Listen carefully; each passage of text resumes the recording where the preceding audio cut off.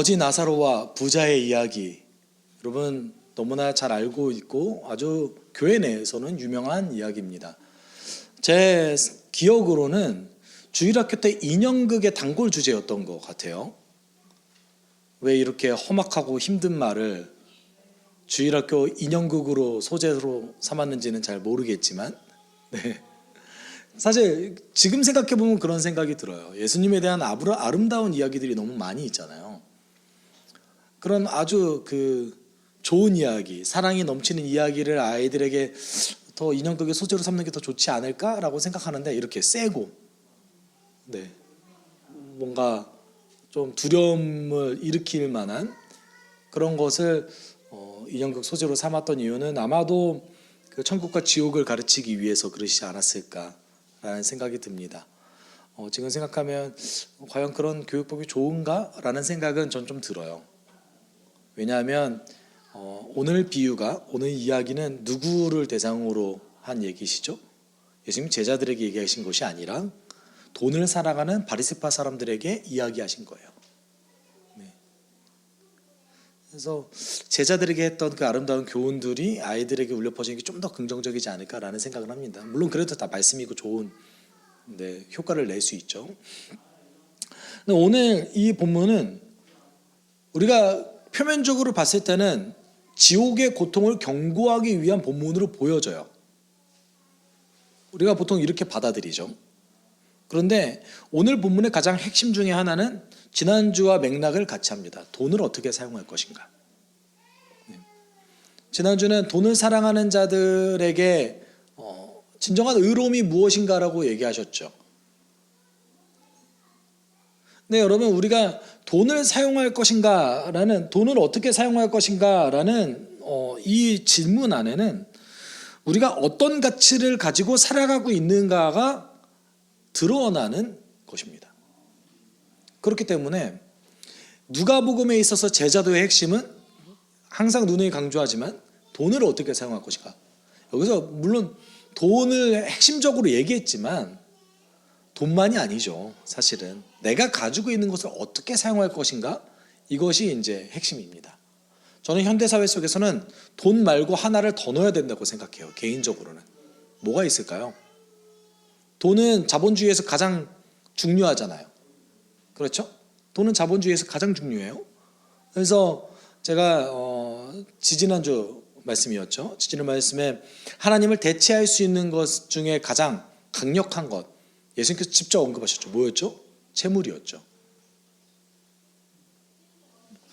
자본주의에서 당연히 재물은 하나님을 대체할 수 있을 만한 어떤 우상으로 이미 자리매김했습니다. 그것도 비단 믿지 않는 사람들에게만 해당되는 것이 아니라 그리스도인에게도 이것이 해당됩니다. 때로는 교회에게도 하나님보다 돈이 더 우상시 되어지는 경향성을 우리는 보게 됩니다. 네. 세속주의, 만모니즘이 얼마나 강력한지 우리는 너무나 잘 알고 있어요. 많은 사람들이 나는 돈을 사랑하지 않고 나는 만족할 줄 압니다 라고 얘기하지만, 사실 그 만족함 안에 그 기반에 가장 무엇이 있습니까? 돈으로 추구한, 돈으로 구축해낸 어떤 안정성을 기반으로 하고 있는 만족함이에요.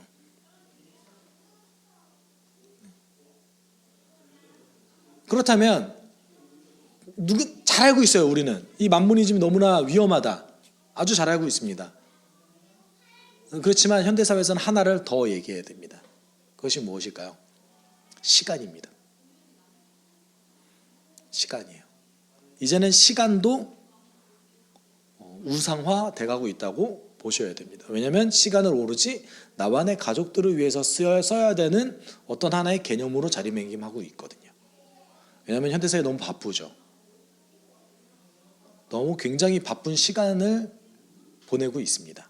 근데 이렇게 바쁜 시간을 보내고 있을 때에 여러분, 우리는 보통 이렇게 생각하기 쉽습니다. 누군가를 사랑할 때 그냥 돈으로 하기 쉬워요.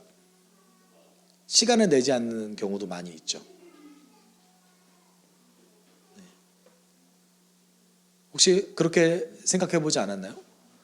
가장 쉬운 방법 중에 하나죠. 누군가를 돕기 위한 가장 쉬운 방법은 그냥 돈을 주는 거죠. 또 그것이 편리하니까 받는 사람 입장에서 그게 더 좋아요. 또 그런데 성경은 절대 그렇게 가르치고 있지 않습니다. 만약에 사도 요한이 서로 사랑하라는 말을 요한 1서를 지금 현대사회 속에서 했다면 너희들은 선한 행실로 서로 사랑하라 라고 말하지 않고 돈과 시간으로 사랑하라 라고 얘기했을 겁니다. 그만큼 이제 사랑할 때 현대사회 속에서는 그것이 좀 필요하다는 것이죠. 오늘 본문 속에서 우리는 한번 돈을 어떻게 사용할 것인가 다뤄볼 것입니다. 그리고 오늘 본문 속에서 이렇게 다루다가 여러분 질문이 당연히 등장해야 됩니다. 왜냐하면 거지 나사로가 의인이라고 얘기하지만 의인이라고 얘기하기에는 너무 비참한 인생을 살아가다가 죽거든요. 과연 이 내용이 나올 때 누가 이 말씀을 들으면 예수 믿고 싶겠어요? 하나님이 그렇게 간절히 도움을 요청하는 그 나사로가 결국은 아무런 도움을 받지 못하고 비참하게 죽었어요. 좀 질문이 생기지 않습니까? 우리가 그 부분도 함께 다뤄가면서 한번 살펴봤으면 좋겠습니다. 돈을 사랑하면서 스스로 의롭다 하는 사람들에게 예수님은 진짜 의로움은 무엇이냐? 하나님 나라에 대한 예수 그리스도의 그 간청을 받아들이는 자가 그것을 삶 속에서 드러내는 자가 의로운 자다라고 예수님 말씀하셨어요. 그리고 그들에게 이어서 바로 이야기를 시작하셨죠. 이야기 속에서는 두 아주 대립되는 사람이 등장합니다. 어떤 부자가 있었는데 그는 자색 옷과 고운 베옷을 입고 날마다 즐겁고 호화롭게 살았다. 그런데 그 집 대문 앞에는 나사로라 하는 거지 하나가 헌데투성이 몸으로 누워서라고 얘기하고 있습니다. 부자가 있었어요. 근데 부자의 이름을 알 수 있나요? 알 수 없어요. 근데 그 부자가 어떻게 살았대요? 자색 옷, 이것은 겉옷을 얘기하고요. 고운 베옷은 아마 속옷을 얘기할 겁니다. 근데 자색 옷 같은 경우는 달팽이에서 추출된 염료로 염색한 옷이에요. 이때 이 자색 옷감이 너무 비싸서 황족 또는 귀족 아니면 입을 수 없는 매우 고가의 옷이 없습니다.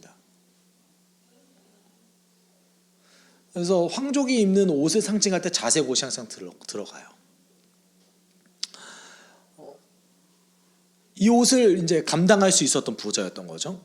아주 부자였습니다. 그리고 고운 베옷을 입고 날마다 호화롭게 파티를 열었대요. 얼마나 부자인 겁니까? 날마다 일하지도 않아도 돼요. 날마다 호화롭게 파티를 열어도 되는 사람이었던 것이죠. 일은 아마도 다 노예들이 했겠죠. 그런데 반대로 그 대문 앞에는 나사로라 하는 거지 하나가 헌데투성이 몸으로 누워 있었다고 얘기하고 있습니다. 여기서 눕다라는 말은 누워 있긴 했겠죠. 다만 놓여졌다라는 단어가 정확합니다. 이 나사로라는 사람은 혼자서 걸어 다닐 수 있는 사람이 아니었어요.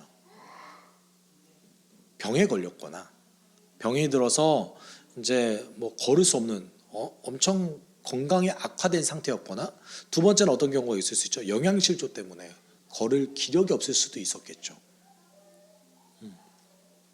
놓여졌어요. 누군가가 쓰러져 있는 이 나사로를 그 부잣집 대문 앞에다 놓고 간 거예요. 여기 있으면 그래도 음식이라도 주겠지라고 생각하지 않았겠어요? 근데 여기서 얘기하는 대문이라는 단어는요, 보통 성읍에 있는 굉장히 큰 게이트나 왕실 또는 왕궁에서 쓰여지는 그 출입문을 이야기할 때 쓰는 단어를 썼어요. 이 부자가 얼마나 큰 부자였던 거예요. 아주 큰 부자였던 거죠. 예수님 이야기 속에 이 부자가 그곳 앞에 딱 놨으면은 밥이라도 좀 주겠지라고 생각했겠죠. 그 의도가 21절에 드러납니다. 부자의 상에서 떨어지는 부스러기로 배를 채우려고 하였다.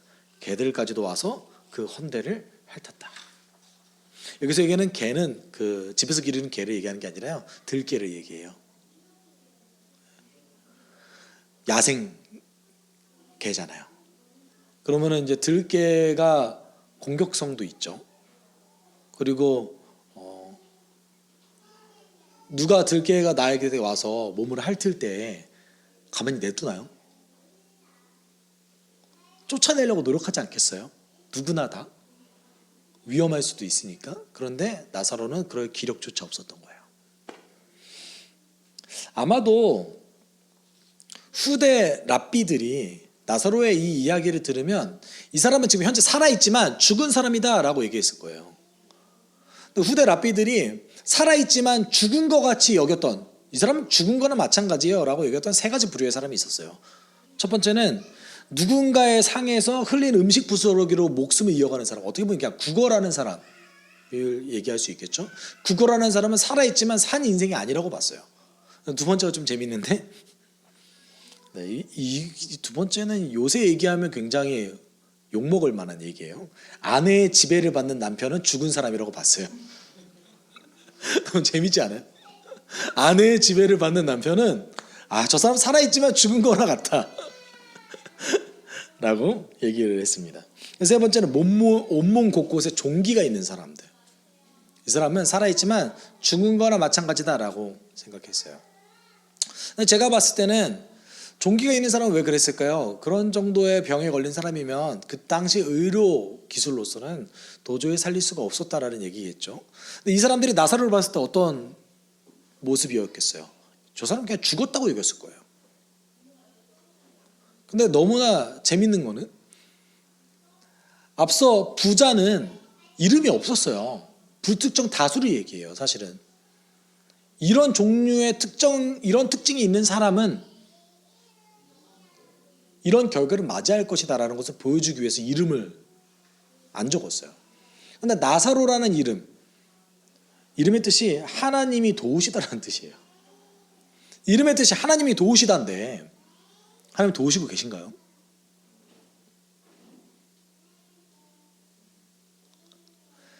여러분, 부자의 상에서 떨어지는 부스러기, 지금 이렇게 풀어서 얘기했지만 우리로 따지면 이거 뭡니까? 음식물 쓰레기 아닌가요? 음식물 쓰레기잖아요.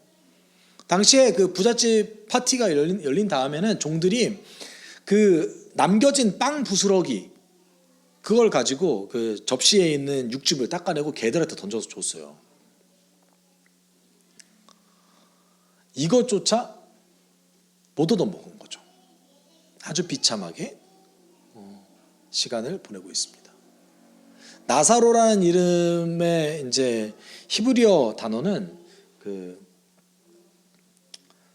라자르라는 단어예요.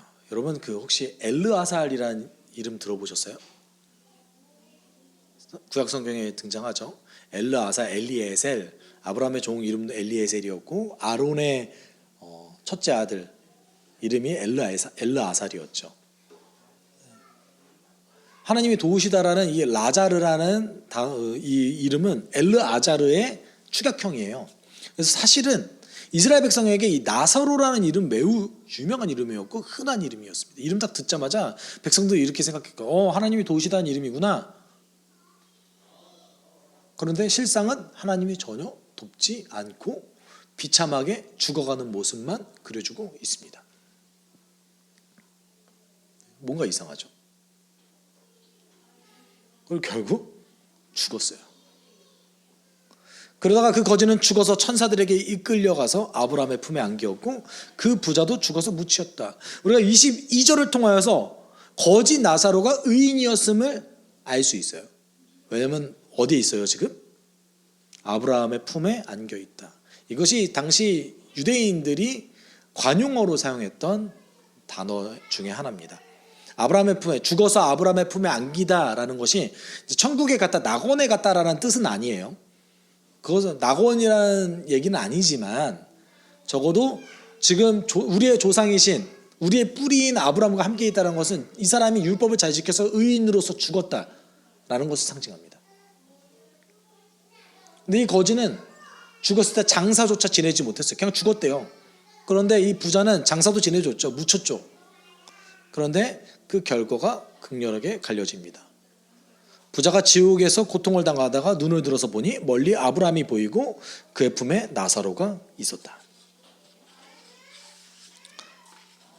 나사로는 이 땅 가운데서 굉장히 큰 고통을 당했어요. 그리고 그 어떤 도움도 없이 누군가의 도움도 없이 죽어갔습니다. 결국은 죽었죠. 부자도 뭐 비슷한 시기에 죽었는지는 모르지만 결국 죽었어요. 근데 그 부자가 이 땅에서 엄청나게 많은 것을 누리다가 결국은 지옥에 갔다고 얘기하고 있습니다. 그럼 부자가 왜 지옥에 갔을까요? 뭐가 문제죠? 본인이 가지고 있는 재산을 다 누리는 것이 뭐가 문제입니까? 내 문 앞에 있는 거지를 신경 안 쓴 것이 도대체 뭐가 문제가 되겠습니까? 이 부자가 이 나사로를 착취한 것도 아니고 이 부자가 나사로를 그냥 신경 쓰지 않았던 것 뿐이에요. 근데 왜 이 책임을 이 부자에게 묻는 겁니까? 우리 이 부분을 조금 고민해 볼 필요성이 있어요. 뒤에 한번 다시 다룰 겁니다. 이 주제에 대해서. 여러분,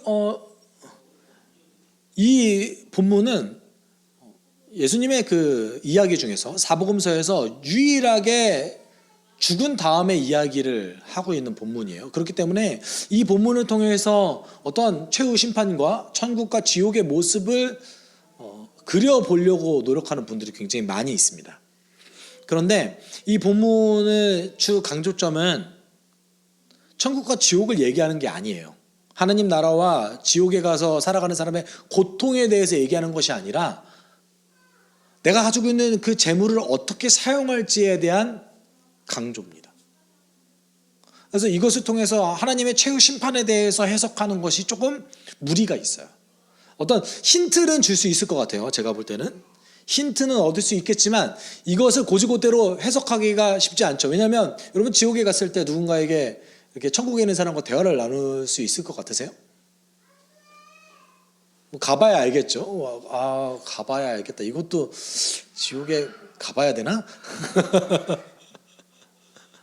아마 그러지 않을 거라고 생각해요. 저는 아마 그러지 않을 겁니다. 다만 어떤 그 이야기를 들려주시기 위해서 예수께서 각색을 하신 거죠.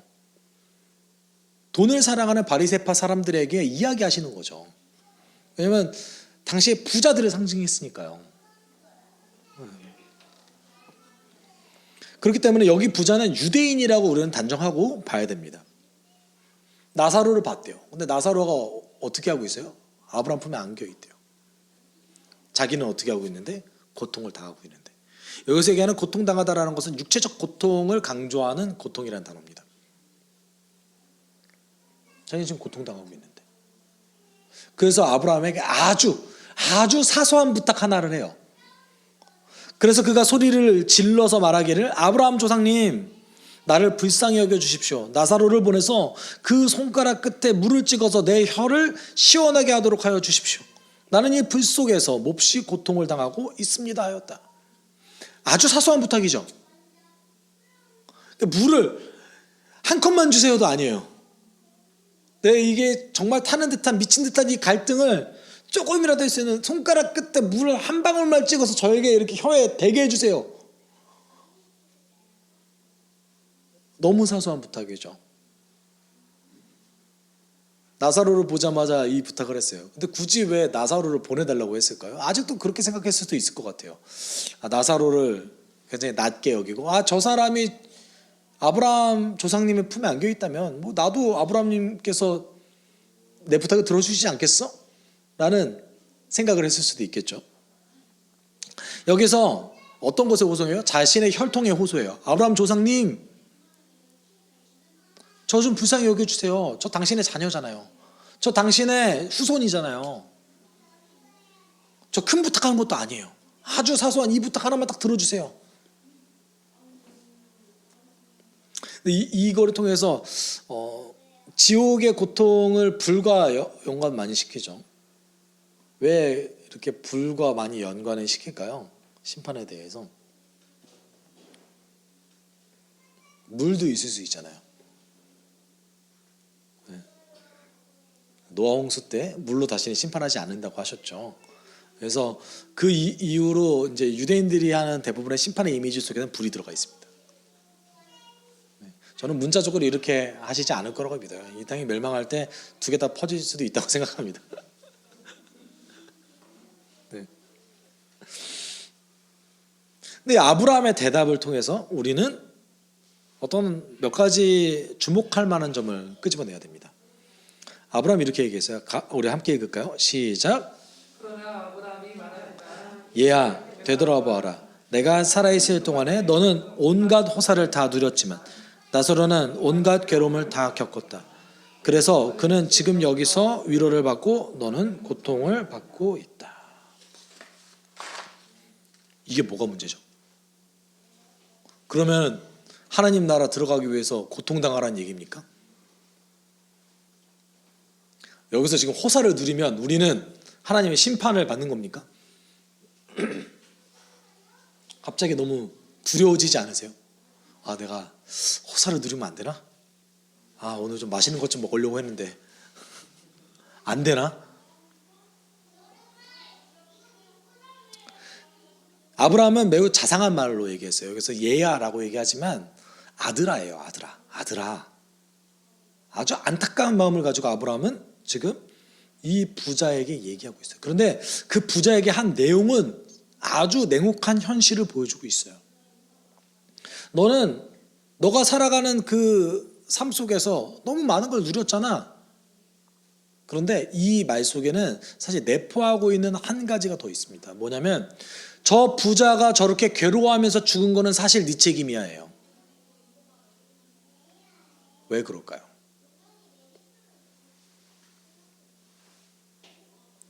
하나님이 너에게 맡겨주신 그 재물을 네 거라고 착하고 썼기 때문이야.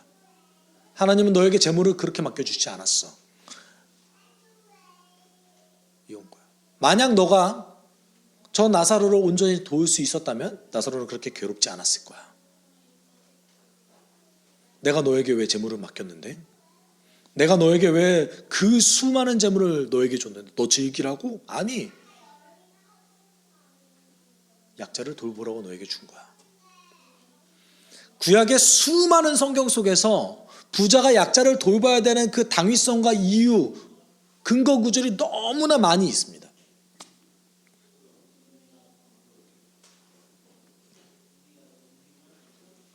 저 사람이 죽은 거는 너 책임이야.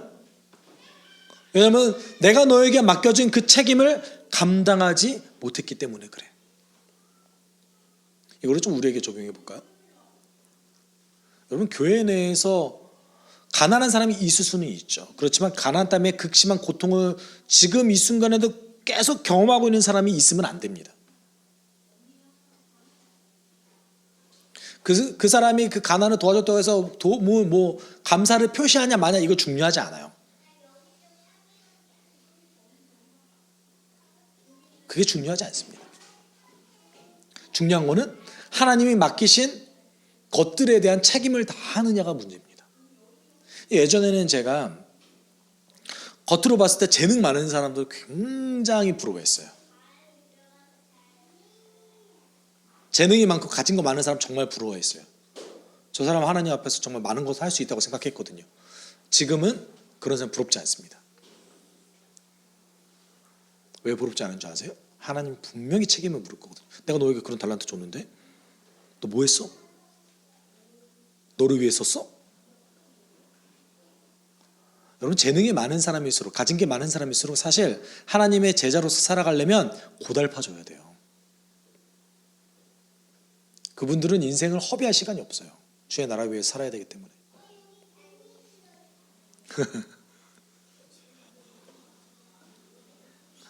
하나님이 왜 가난한 사람들에게 복이 있다고 하시는지 아세요? 오늘 본문 속에서 정확히 드러납니다. 나사로는 온갖 괴로움을 다 겪었고 라고 얘기했을 때 이 괴로움은요, 앞서 말했던 그 고통은 육적인 고통을 강조하는 단어였는데 오늘 이 괴로움을 정확하게 직역해서 번역하면 고뇌예요. 고뇌. 정신적인 괴로움을 강조하는 단어입니다. 그리고 나사로가 왜? 육체적으로도 엄청 괴롭고 힘들었잖아요. 먹을 것도 없고 몸도 병들었어요. 움직이기 힘조차 없는데 왜 정신적 고통이 더 컸을까요? 이렇게 괴로운 중에서도 하나님을 믿어야 되니까요. 내 이름은 하나님이 도우시다라는 뜻인데 내 삶에 하나님의 도우심이 전혀 없는데도 불구하고 하나님을 믿어야 되는 이 괴로움을 우리가 어찌 알겠습니까? 심령이 가난한 자는 복이 있나니 천국이 저희 것임이니라. 왜 하나님께서 가난한 자에게 이렇게 관대하셨을까요? 가난한 자는 하나님 믿는 것 자체가 힘들어요.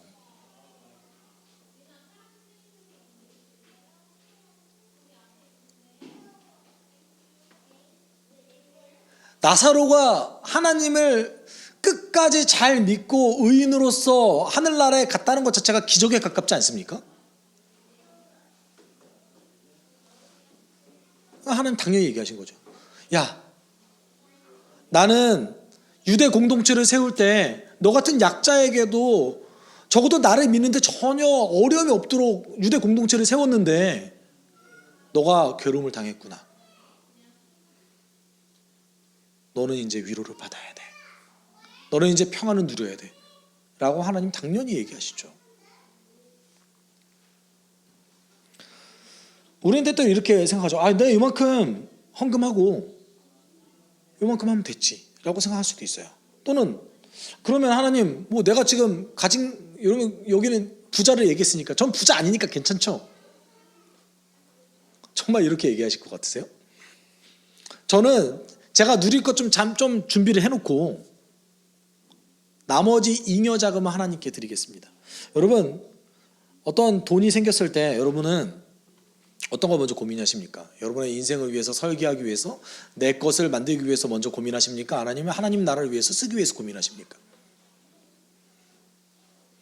나의 재물을 무엇을 위해서 쓰기 위해 먼저 고민하는가? 이 차이인 거죠. 하나님의 명령을 받아서 포로에서 해방되어서 바벨론 포로에서 해방되어서 예루살렘으로 돌아왔던 하나님의 백성들이 있었습니다. 그 백성들의 목표는 뭐였어요? 성전을 다시 재건하는 거였어요. 근데 성전을 재건하다가 여러분 성전만 재건하면 어떻게 먹고 살아요? 그렇죠? 자신들이 바벨론에 살다가 예루살렘으로 다시 왔는데 성전만 재건하면 되나요? 아니죠. 성전도 재건하고 모두 해야 돼요. 내가 먹을 것도 좀 마련해 놓고 그 다음에 어떻게 해야 돼요? 집도 마련해야 될 거 아니에요. 그렇게 했어요. 그래서 성전을 잠시 중단했어요. 성전 건축을. 그랬더니 학개 선지자가 이렇게 얘기했어요. 성전이 이렇게 무너져 있는데 지금 너희만 잘 꾸민 집에서 살고 있을 때란 말이냐?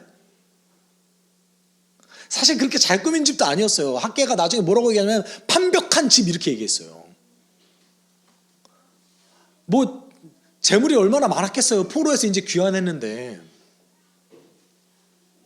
하나님의 명령은 뭐예요? 같이 하라 이거예요. 야, 내 명령도 실천해야지. 너 먹고 사는 거 중요한 거 알겠는데 내 명령 실천해야지. 왜 중단해? 그러니까 재물의 높고 많음을 얘기한 게 아니에요. 하나님께서 이거 굉장히 안 좋게 보셨어요. 이렇게 얘기하셨죠. 너희가 많이 거두기를 바랬으나 얼마 거두지 못하고 너희가 집으로 거두어들였으나 내가 그것을 흩어버렸다. 그 까닭이 무엇이냐?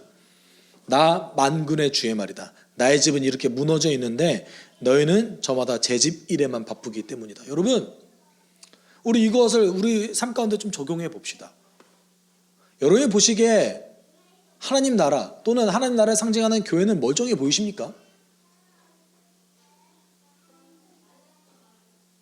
어쩌면 하나님께서 이렇게 얘기하실 수 있지 않으세요? 야, 내 집은 이렇게 무너져 가고 있는데 너 지금 뭐 하고 있어? 내 이름이 이렇게 조롱받고 있는데 너 지금 뭐 하고 있어?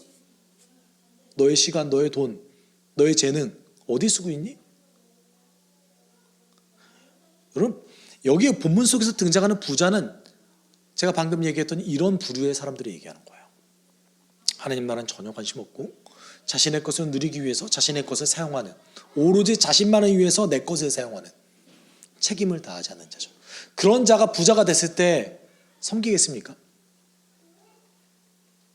내가 훈련되지 않았는데, 내가 나의 것을 나를 위해서만 썼는데 나중에 돈이 많아지면 생색이나 내겠죠. 자신의 것 다 마련해 놓고 하나님께 생색 내듯이 헌금하겠죠.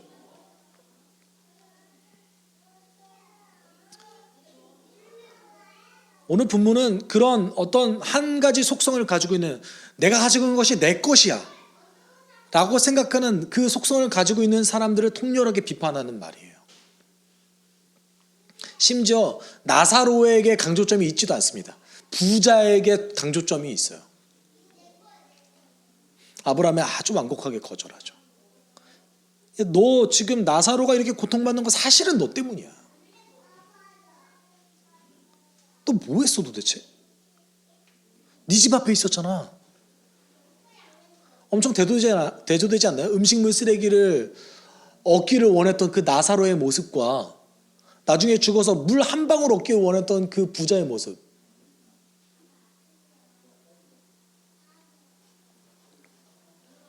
그랬더니 이제 부자가 이제 타겟을 바꿉니다. 본인이 안 된다는 걸 알아요, 이제. 아, 나는 끝났구나. 나는 이 고통에서 벗어날 수 없겠구나. 그랬더니 누구에게 얘기해요? 이제 자기 형제를 부탁해요. 나는 형제가 5이나 있습니다. 제발 나사로가 가서 그에게 경고하여 그들만은 고통받는 이곳에 오지 않게 하여 주십시오. 본인이 안 된다고 아니까 이제 그러면 지금 살아있는 가족이라도 할 수 있지 않겠어요? 나사로를 보내주세요. 나사로 지금 죽었잖아요. 하늘나라에 있잖아요. 그런데 나사로를 보내주세요. 물론 뒤에 30절에서 얘기했지만 그 정도 충격이 있어야 우리 가족들이 회개할 겁니다. 아브라함이 이렇게 얘기하죠. 그러나 아브라함이 말하였다. 그들에게는 모세와 예언자들이 있으니 그들의 말을 들어야 한다. 여러분, 예수님의 그 지난 계속 가르침을 생각해 보면 이 말은 좀 특이해요. 왜냐하면 예수님은 본인이 하나님이 보내신 메시아로 왔다라는 것을 강조하셨거든요. 예수님 계속해서. 그런데 오늘 본문에 뭐라고 얘기해요? 내 가르침을 들어라가 아니라 모세와 예언자들이 있으니 그들이 지금 살아있지 않잖아요. 그러니까 말씀을 얘기한 거예요. 구약 말씀. 구약 말씀에 적혀져 있잖아. 그들의 가르침이 있잖아. 그러니까 예수님 강조하신 게 뭐예요? 돈의 사용이잖아요. 약자를 내가 어떻게 책임있게 돌보냐의 문제잖아요. 단지 이건 부자의 문제문이 아니라 내가 가진 것을 어떻게 내가 하나님의 맡은 자로서 청지기로서 온전히 주를 위해서 쓰냐의 문제거든요. 결국은. 그것에 대한 내용이 구약 성경에 있을까요? 없을까요? 아주 많이 있죠. 아주 많이 있죠. 제가 여기서 그 구절들을 다 얘기할 수 없을 정도로 많이 있습니다. 이미 주어졌잖아 너희들에게. 그랬더니 이 부자의 대답이 가관이죠. 부자는 대답하였다. 아닙니다 아브라함 조상님. 죽은 사람들 가운데서 누가 살아나서 그들에게로 가야만 그들은 회개할 겁니다. 왜냐하면 지금 너무 좋으니까요. 그들이 자신의 인생을 너무나 잘 즐기면서 살아가고 있으니까요. 부족한 게 없으니까요. 그리고 그럼에도 불구하고 내가 부족한 것도 없고 인생을 너무나 잘 즐기고 있음에도 불구하고 내가 의롭다고 생각하는 자들이니까요. 아마 구제도 좀 했을 겁니다. 그리고 그들은 유대인이기 때문에 회당에서 예배도 많이 드렸고 헌금도 많이 했을 거예요. 확실할 겁니다. 그것이.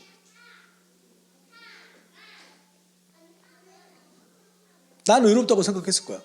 내가 저 가난한 저 사람들보다 100배는 더 하나님 일 많이 해 라고 생각했을 거예요.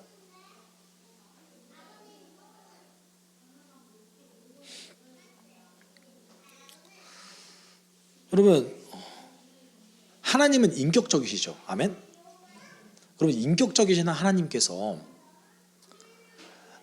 누군가를 조작하고 그 사람에게 어떤 특별한 계기를 더 마련해서 이 사람이 억지로 뭔가를 바꾸기를 원하실까요?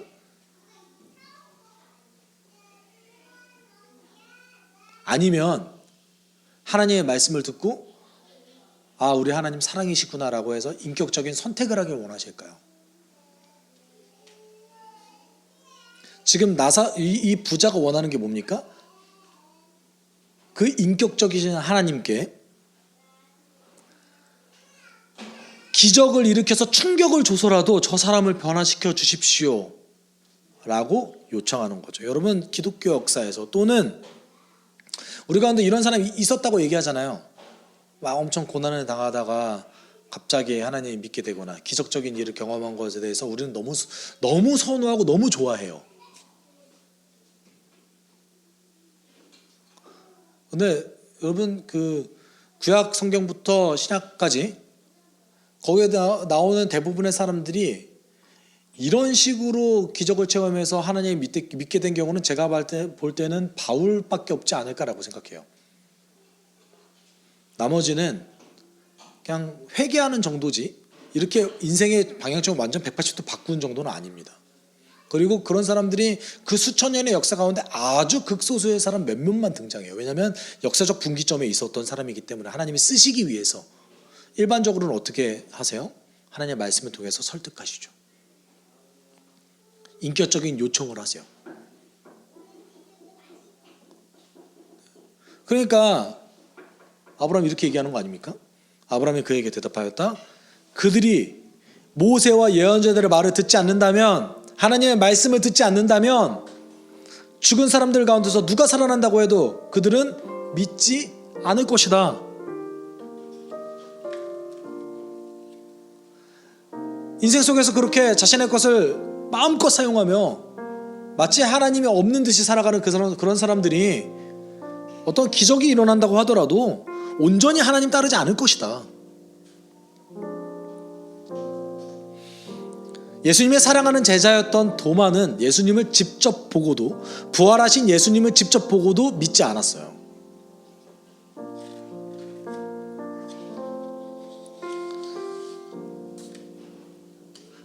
지금 예수님께서 하시는 말씀이 무엇이죠? 너 착각하지 마라.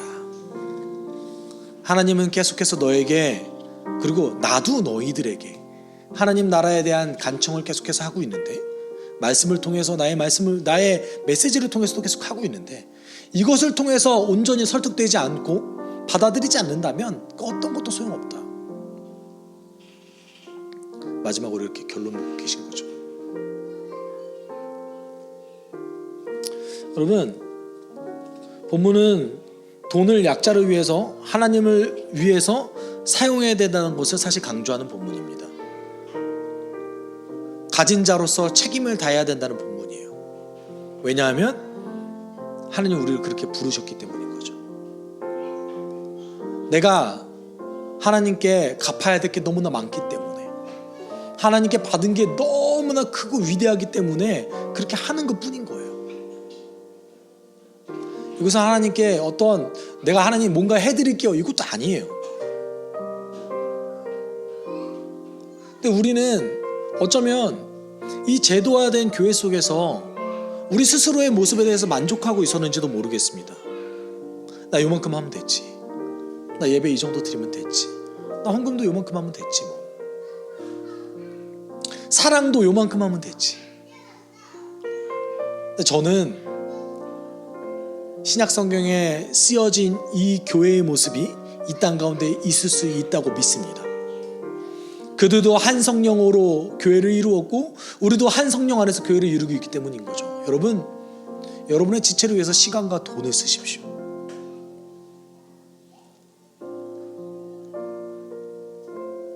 마치 내가 지금 갈등이 없으면 좋은 관계라고 여기지 마십시오. 오히려 이 사람의 모습을 알고 용서하고 용납하고 갈등을 예수 그리스도 안에서 봉합해 나가는 것이 더 좋은 공동체입니다.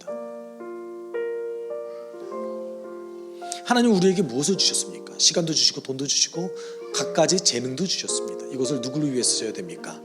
주의 나라를 위해서 우리는 쓸 줄 알아야 됩니다. 그렇지만 돈은 아주 큰 쓴뿌리가 있어서 돈이 우리를 신앙생활할 때도 유혹하고 함정으로 빠뜨려요. 야, 돈만 내면 됐지 뭐, 이 정도 헌신하면 됐지 뭐, 나머지는 다 너를 위해 써, 너를 위해 킵해야 돼, 너 자녀도 있지, 너 노후도 있지, 다 주를 위해 써. 주를 위해 쓰지 말고 좀 남겨놓고. 자, 여러분, 전 재산을 다 바치라고 얘기하는 게 아니에요.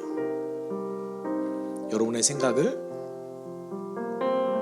내가 가진 것을 하나님께 먼저 드려야 된다라는 생각으로 바꾸셔야 된다는 겁니다. 그것은 오로지 여러분 스스로 가지고 있는 기준에 한해서 성령의 인도하심 따라서 하셔야 됩니다. 교회가 12조 하락했기 때문에 하는 게 아니에요. 성령께서 여러분은 어떻게 인도하실지 아무도 몰라요. 각 가정마다의 사정에 따라서 성령께서 인도하시겠죠. 그에 따라서 우리가 하나님 나라를 위해서 살아갈 수 있어야 됩니다. 그것이 돈의 함정을 물리치는 하나님 나라를 살아가는 제자의 모습입니다. 여러분, 그래서 우리 공동체를 위해서 기도할 수 있어야 돼요. 우리 공동체는 돈으로 자녀를 기르지 않게 주님 도와주십시오. 내가 자녀들에게 무엇을 더 해줄까, 무엇을 더 먹일까를 고민하기 전에 하나님 말씀으로 이들을 양육해야 된다는 철저한 사명감으로 살아가게 주님 도와주십시오. 우리가 노후를 준비할 때도 하나님께 맡기게 주님 도와주십시오. 우리가 이 공동체를 이룰 때도 하나님께 맡기게 도와주십시오. 우리가 돈과 시간을 사용하여서 서로를 사랑하고 하나님 앞에서 헌신되게 주님 도와주십시오. 우리가 이렇게 기도할 수 있어야 됩니다. 하나님, 거룩한 공동체를 꿈꿉니다. 사랑하는 공동체를 꿈꿉니다. 하나님, 이루어 주십시오. 인도해 주십시오. 우리가 함께 이렇게 기도하도록 하겠습니다. 사랑이 많으신 하나님 아버지, 감사합니다. 하나님, 우리가 자녀를 기를 때도 우리가 지금 이 순간에도 돈으로 자녀를 기르지 않나 하나님 생각해 봐야 됩니다. 하나님, 지금 이 순간에도 하나님, 내가 돈의 그 함정과 유혹에 빠지는 것이 아닌지 고민해 볼 수 있는 시간이 되었으면 좋겠습니다. 하나님, 요만큼 하면 됐지, 내가 이렇게 이 정도 헌신하면 됐지, 내 시간은 나의 가족과 나를 위해서 사용해야지라고 했던 그 수많은 생각들을 이제 벗어버리고 나의 시간을 먼저 하나님께 드리고 나의 돈을 먼저 하나님께 드리는 그런 훈련들이 우리의 삶 가운데 이루어질 수 있게 주님 도와주십시오. 하나님, 우리는 주님의 나라를 살아가기 위해서 선택된 부르심받은 자들입니다. 하나님, 그 안에서 내가 주님의 사명을 이룰 수 있게 주님 도와주십시오. 주님의 부르심에 합당한 삶을 살아갈 수 있게 지금 이 순간에도 나를 인도하여 주십시오.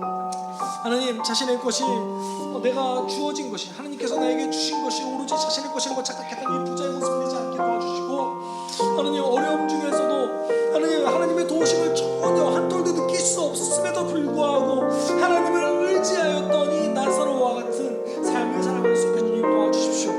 하나님, 우리 공동체 안에서는 하나님, 적어도 물질 때문에 고뇌하고 고통받는 자들이 없도록 주님 인도하여 주시고, 하나님, 극심한 터널을 더 지나갈 때 하나님, 이 공동체가 그들의 손을 내밀 수 있는 공동체가 될 수 있게 주님 도와주십시오.